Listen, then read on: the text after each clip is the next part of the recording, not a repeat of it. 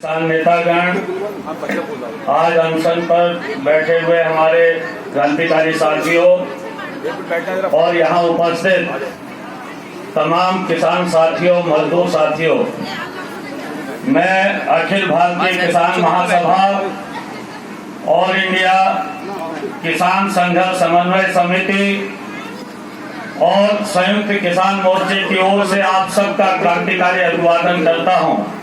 आज जिस लड़ाई को हम लोग लड़ रहे हैं, ये लड़ाई न सिर्फ लंबी है बल्कि इस देश के भविष्य के लिए बहुत जरूरी है। हम जब किसानों के सवाल को लेकर के लड़ रहे हैं, 3 कृषि बिलों को लेकर के विस्तार से बातें आपके बीच पहले भी आई हैं और इन 3 कृषि बिलों के खिलाफ और एमएसपी की गारंटी को लेकर के एक्टिविटी पीछे जानी चाहिए। जिस आंदोलन की अगुवाई आज किसान इस देश के अंदर कर रहा है, ये लड़ाई सिर्फ किसानों की नहीं है। जब हमारे देश की सरकार किसानों के बीच इस विभाजन को करने की कोशिश कर रही है कि ये कानून गरीब और मध्यम किसानों के हित में है, धनी किसानों के हित में नहीं है, और ये कुछ चंद धनी किसान हैं जो इस आंदोलन को यहाँ संगठित किए हुए हैं, दिल्ली के दरवाजे बैठे हुए हैं। तो हम ये बताना चाहते हैं कि ये जो तीनों कानून हैं, इन तीनों कानूनों के खिलाफ पूरे देश के अंदर और दिल्ली के बॉर्डर पर ये जो किसान आंदोलन चल रहा है, इस किसान आंदोलन में इस देश के गरीब और मध्यम किसानों की ही भागीदारी है। ये लड़ाई उन्हीं की है, वही इस लड़ाई को लड़ रहे हैं और न सिर्फ वो लड़ रहे हैं बल्कि आज जिस तरीके का हमारे देश की खाद्य सुरक्षा के लिए एक बड़ा संकट इस सरकार ने इन कानूनों के जरिए किया है, क्योंकि ये जो कानून है, ये कानून हमारे देश की न सिर्फ खेती को बल्कि हमारे अन्न को, हमारे अन्न के भंडार को, हमारे किसानों को कॉर्पोरेट का, मल्टीनेशनल कंपनियों का गुलाम बनाने के कानून हैं। और आज जब देश के अंदर एक नए कंपनी राज को लाने की कोशिशें मोदी सरकार के जरिए हो रही हैं, तो इस नए कंपनी राज के खिलाफ ही ये देश का किसान खड़ा हुआ है।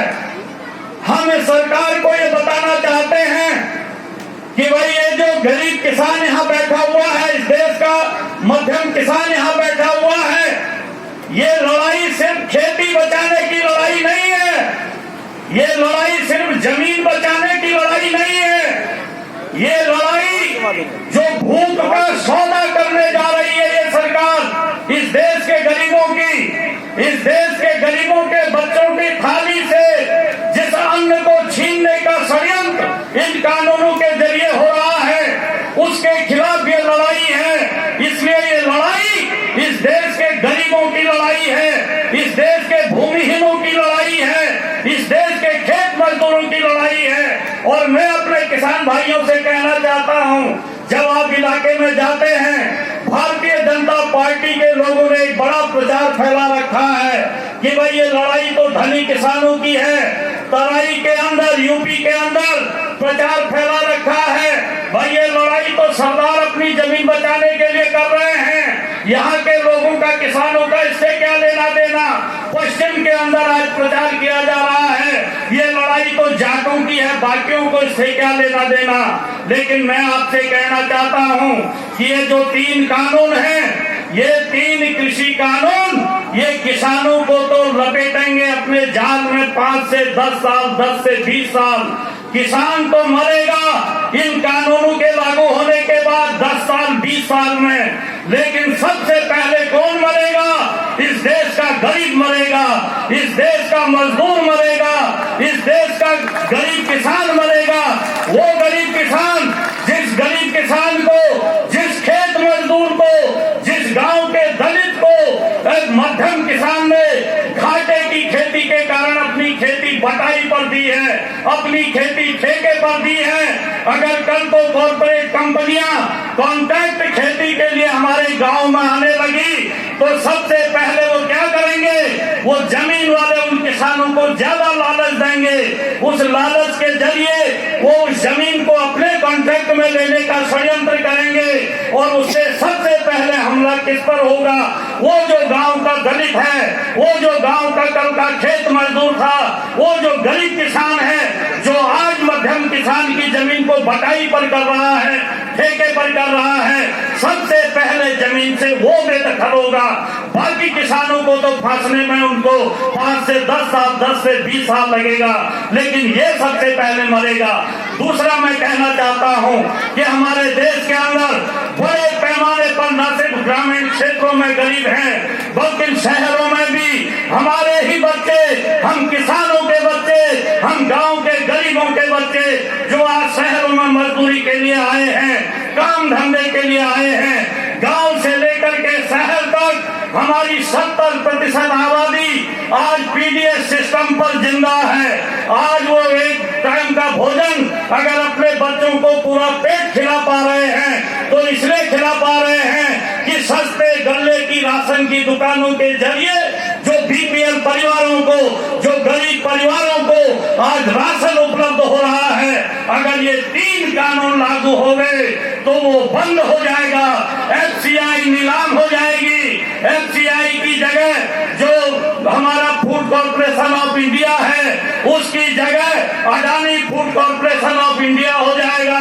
हमारे सारे अन्न के भंडार जो एफसीआई के गोदामों में हैं वो जो है वो अडानी के गोदामों में चले जाएंगे और जब अडानी के गोदामों में हमारा 12 लाख मीट्रिक टन अनाज इस देश का खाद्यान्न जब वहां कैद हो जाएगा तो मित्रों आप जानते हैं 15 साल से हम किसान घाटे की खेती इसलिए कर रहे हैं कि हमको अपना परिवार पालना है, हमको अपना देश पालना है।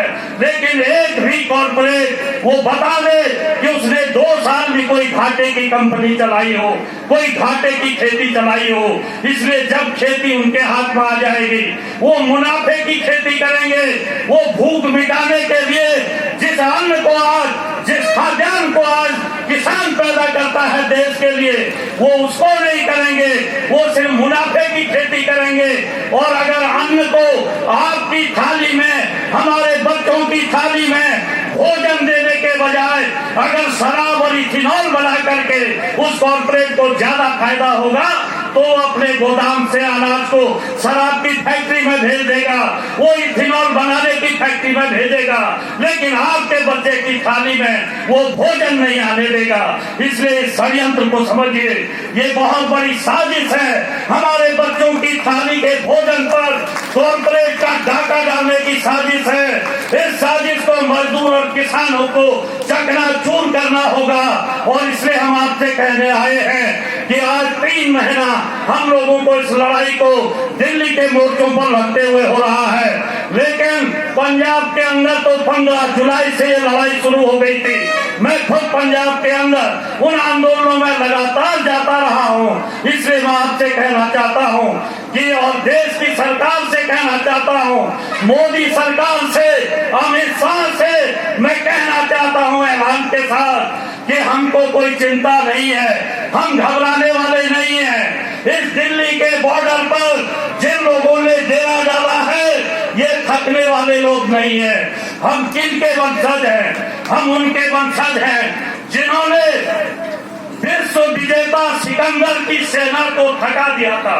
विश्व विजेता सिकंदर जब भारत पर आक्रमण किया और जब वो भारत के अंदर अपना जो है विश्व विजय अभियान को संचालित करना चाहता था, ये वही पंजाब है, ये वही हरियाणा है, ये वही हमारा पश्चिम है, जिसके लोगों ने सिकंदर की सेना को थका दिया लड़ते लड़ते। और अंततः उस सेना को सिकंदर को कहना पड़ा कि सिकंदर दुनिया का विजेता तू बाद में बनेगा, पहले इन भारत वंशियों से पिंड छुड़ा ले। ये जो पंजाबी हैं, ये जो हरियाणा के हैं, ये जो पश्चिम के हैं, इनके साथ फिरता रहेगा, तेरी सेना खत्म हो जाएगी, तू विश्व विजेता नहीं बन पाएगा, इसलिए लौट चल। और उनको लौटना पड़ा। ये वही इलाका है जिस इलाके ने अंग्रेजी हुकूमत से लोहा लिया। ये वही इलाका है जिसने हर जुल्म के खिलाफ संघर्ष का बिगुल बजाया, कभी मुड़ करके पीछे नहीं देखा। इसलिए मित्रों, मैं कहना चाहता हूँ, ये सिकंदर से बड़ा नहीं है। मोदी और शाह की मंडली ये सिकंदर से ज्यादा ताकतवर नहीं है। ये डरपोक चूहे हैं जो अपना डर छुपा रहे हैं। इस लड़ाई को हमको मजबूती से लड़ना है, इसको हम जीत के रहेंगे।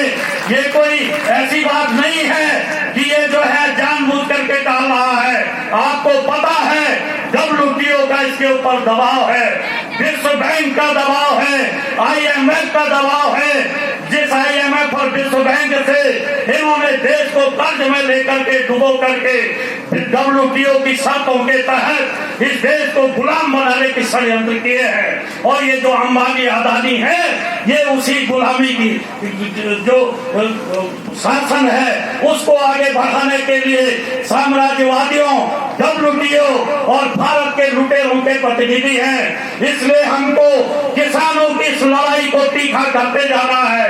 अंबानी अडानी के खिलाफ जिस मुहिम को पंजाब से किसानों से ने शुरू किया था, उसको पूरे देश में फैलाना है। एक दिन ऐसा आएगा किसानों के साथ ये जो मजदूर खड़े हो रहे हैं, ये जो अभी मजदूर महिलाएं आपके साथ आई हैं, लड़ाई में हिस्सेदार बन गए।